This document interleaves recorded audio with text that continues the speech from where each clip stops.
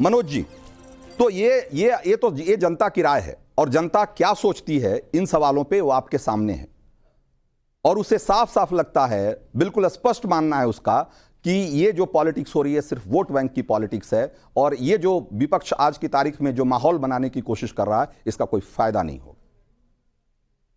ये जनता ने जो निर्णय दिया आपके मंच पर उसका सबका स्वागत है, लेकिन हम लोग कोई गैर वैधानिक बात तो कर नहीं रहे। ये देश बंचा फाट से तो कर चल नहीं रहा। मैंने आपसे एक बात कहा कि संविधान के प्रस्तावना में बात है कि सबको प्रतिष्ठा और अवसर की समता मिले। संविधान के अनुच्छेद 14 में बात है कि everyone is equal before the law, कानून के सम्मत सभी लोग एक समान है। तो जब कोई एक हुकूमत के लिए एक आंसू भी खतरा होता है, उत्तर प्रदेश में हमारी नहीं गृह मंत्रालय की रिपोर्ट है कि पुलिस कस्टडी और जुडिशियल कस्टडी दो तरह की कस्टडी होती है। पूरे डीजी साहब बैठे हैं बता, उसमें सबसे ज्यादा मौत हो रही है। हम लोग तो रोज सवाल खड़े कर रहे हैं। अब ये है कि सरकार पोषित कुछ खबर होती है उस पर ज्यादा जो हो हल्ला होता है, सरकार पोषित विज्ञापन पोषित जो कुछ तथाकथित पत्रकार है हल्ला ज्यादा मचाते हैं और हमारे पे दोष कह देंगे। वो वाली बात है कि हम अभी करते हैं तो हो जाते हैं बदनाम, वो कत्ल भी करते हैं तो चर्चा नहीं होती। मैंने सवाल पूछा जो हम सभी का सवाल है कि उत्तर प्रदेश में आज कानून व्यवस्था क्यों ध्वस्त है, क्यों मुख्यमंत्री के जनपद में अभी 4 दिन पहले की बात है एक युवा को ले गए लोग और उसकी डेथ हो गई। अभी आपको 2 महीने पहले की बात बताऊं, उत्तर प्रदेश में ऐसी घटना घटी है गाजीपुर जनपद में, उसी गाजीपुर में कि एक टोल प्लाजा पर 100 दाह करके एक ब्राह्मण परिवार संत कबीर नगर का आ रहा था, ब्राह्मण परिवार, और टोल प्लाजा के मैनेजर से मिलकर के एसएचओ ने डकैती करा, लूट करा। कहीं कोई आपने हमारे जिले में कितने लोग मनोज काका मैं कह रहा हूं कि कोई समाज अपराध मुक्त नहीं होता, कोई समाज अपराध मुक्त नहीं होता। सवाल नहीं मनोज काका, आप नहीं, मैं कह रहा हूं कि ऐसे इतने बड़े प्रदेश में आपके समय में भी जब आपकी सत्ता थी तब भी और आज जो सत्ता है तब भी ये अपराध होते रहे हैं और होते रहेंगे। सवाल ये है कि जो संगठित अपराध है, जो सिंडिकेटेड क्राइम है, जो माफियागिरी है, उसके खिलाफ सरकार की नीयत क्या रही है, सरकार का एक्शन क्या रहा है, ये इस बात से तय होगा कि कौन सी सरकार बेहतर कर रही है क्राइम को लेकर के। और मैं आपसे एक बात कहना चाहता हूं कि इसमें ये पूरा उत्तर प्रदेश इस बात का गवाह है, आंकड़े गवाह है कि सिंडिकेटेड क्राइम, माफिया क्राइम आपके समय में बेलगाम थी। आप अभी गृह मंत्रालय की रिपोर्ट पढ़ दीजिए, महिलाओं के खिलाफ कब सबसे ज्यादा अपराध हो रहे हैं, दलितों के खिलाफ कब सबसे ज्यादा अपराध हो रहे हैं।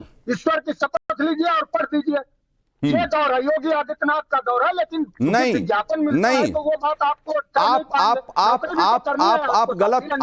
आप गलत बोल रहे हैं। एनसीआरबी का डेटा उठाकर देख लीजिए, आपके पास डेटा का क्या सोर्स है मनोज काका, जो भी सोर्स है आपके पास आप कोट करिए, मैं वो डेटा निकालता हूं। लेकिन मैं जानता हूं कि एनसीआरबी का डेटा जो आप कह रहे हैं वो उसके एकदम उलट है, उसके ठीक उलट है, उसके ठीक। कोई आपकी अपनी व्यक्तिगत मजबूरी होगी, मेरी तो नहीं है ना रंजीत भाई। नहीं बिल्कुल नहीं होगी, ना मेरी कोई मजबूरी है ना, नहीं कोई किसी की कोई मजबूरी नहीं है, लेकिन बात फैक्ट के आधार पे होनी चाहिए मनोज काका, बात फैक्ट के आधार पे होनी चाहिए। और फैक्ट ये है कि अपराध के दर में गिरावट आई है, फैक्ट ये है कि आज की तारीख में यूपी के लोग ज्यादा सुरक्षित महसूस करते हैं, माफियागिरी पर लगाम लगा है और ये एक फैक्ट है। एके जैन हमारे साथ पूर्व डीजीपी हैं। एके जैन साहब, आपने भी लंबा समय, आपने भी लॉ एंड ऑर्डर और को संभालते हुए आपने एक लंबा समय गुजारा है, आपने उस दौर को भी देखा होगा, ये दौर भी देख रहे हैं। मैं कोई पॉलिटिकल बात आपसे नहीं करना चाहता हूं, लेकिन आप ये बताइए कि क्या इस मौजूदा सरकार में या जो भी समय आपने देखा होगा उसको कंपेयर करते हुए बताइए कि तब और अब में आपको क्या फर्क दिखता है। देखिए, मैं पॉलिटिकल कोई रिप्लाई नहीं दूंगा क्योंकि मेरा किसी से कोई एफिलिएशन नहीं है। जी, मैंने इसीलिए कहा कि मैं कोई पॉलिटिकल जवाब नहीं चाहता हूं आपसे। मैं बतौर एक्स डीजीपी मैं पुलिस का पक्ष रखूंगा जी। पुलिस, मेरा मानना है कि मजबूती से काम कर रही है और पुलिस ने कम्युनल पीस को मेंटेन किया है, सांप्रदायिक सद्भाव को, अपराधियों के खिलाफ, माफियाओं के खिलाफ कड़ी कार्रवाई की जा रही है, जिसकी वजह से मैं कई चैनल्स पे कह चुका हूं कि संगठित अपराध आज की तारीख में शून्य प्राय है।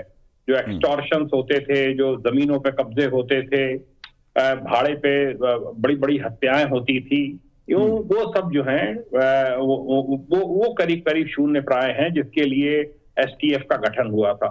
अब बड़ा प्रदेश है, अपराध होते रहेंगे, अपराध हमेशा से होते रहे हैं, पर यह है कि अपराधों में जो तत्परता से कार्रवाई हो रही है, उनके ऊपर गैंगस्टर लग रहा है, उनके ऊपर एनएसए लग रहा है, मुठभेड़ में वो गिरफ्तार हो रहे हैं, इस सब का इम्पैक्ट पड़ा है। और मैं भी पब्लिक के बीच में रहता हूं, मेरी लोगों से बात होती है, बिजनेसमैन से बात होती है, मैं वेस्ट यूपी का रहने वाला हूं। आम लोगों का कहना है कि जो पहले एक्सटॉर्शन की कॉल आती थी, जो धमकियां मिलती थी, वो आज की तारीख में करीब करीब बंद है। इससे लोगों ने राहत की सांस ली है। और 2022 में जो गवर्नमेंट रिपीट हुई है, वो मेरा मानना है कि उसके पीछे एक कारण ये भी है, और जो अपराधियों के खिलाफ एक्शन लिए गए हैं उसको पब्लिक ने अप्रिशिएट किया है। और इसका एक द्योतक ये भी है कि जो इन्वेस्टर समिट में इन्वेस्टमेंट आया है, बाहर के उद्योगपतियों ने जो इंटरेस्ट शो किया है, ये दिखाता है कि लोगों को ये लगता है कि अगर हम यहाँ पर इन्वेस्टमेंट करेंगे, क्योंकि अरबों का इन्वेस्टमेंट कोई भी लेकर आएगा तो वो इस बात को जरूर समझना चाहेगा कि वहां पर उसका इन्वेस्टमेंट सिक्योर्ड है कि नहीं है। हाँ, बिल्कुल। तो ये जो है ये एक अच्छा एक कदम है। और इससे यहाँ पे बेरोजगारी की समस्या भी दूर होगी, प्रदेश में खुशहाली। कुल मिलाकर के जो बात अभी इससे थोड़ी देर पहले अभी जो मनोज काका से हो रही थी कि अपराध को रोका या अपराध शून्य कोई समाज नहीं होता, वो समाज हमेशा जो है समाज में कुछ ना कुछ अपराध होते रहते हैं, उसको रोकना कई बार मुश्किल भी होता है, नामुमकिन होता है कई बार।